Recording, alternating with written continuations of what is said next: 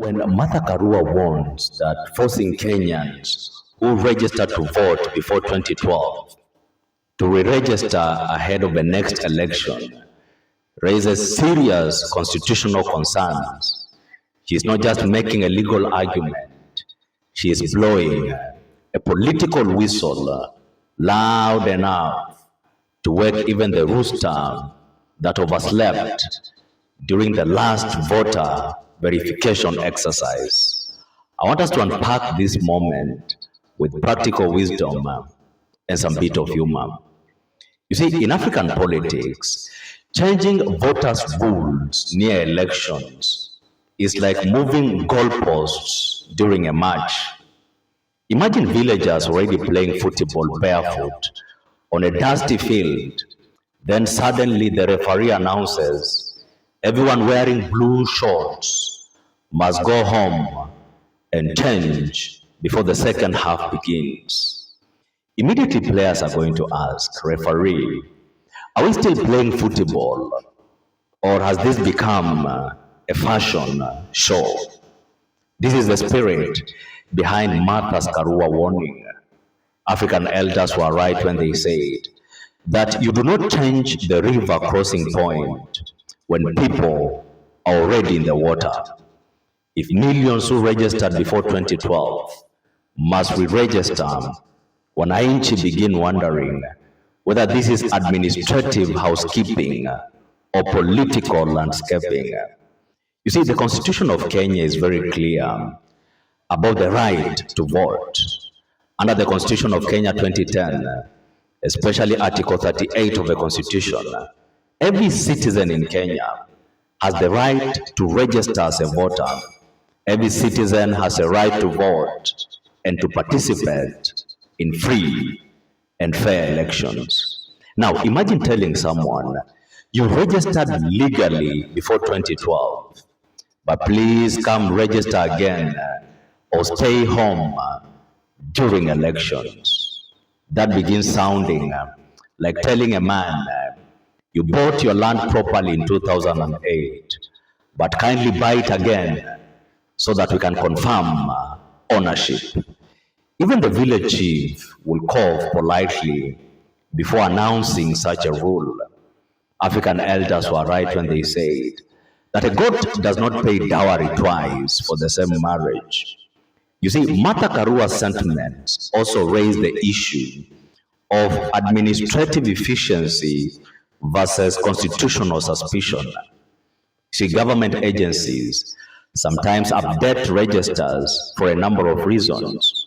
They update the register for biometric improvements. They update the register for technology upgrades.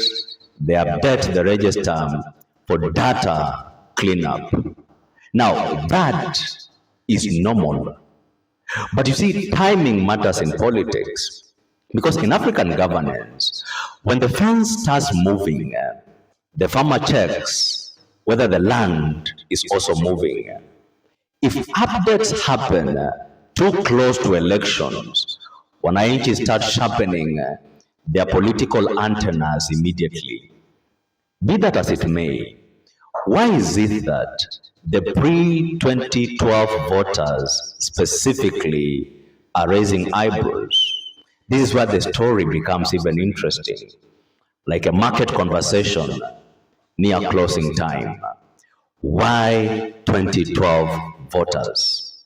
Citizens begin asking, why that year? Why that group? And why now?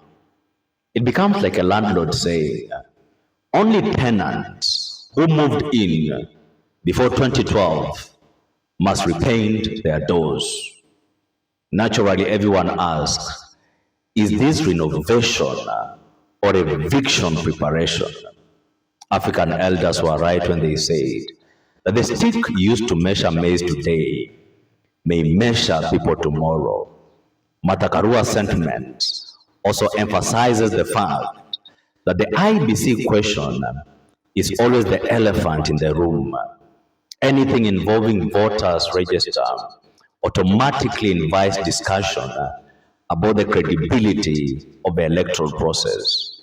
Because elections in Kenya are not just events, they are national, emotional festivals with legal subtitles.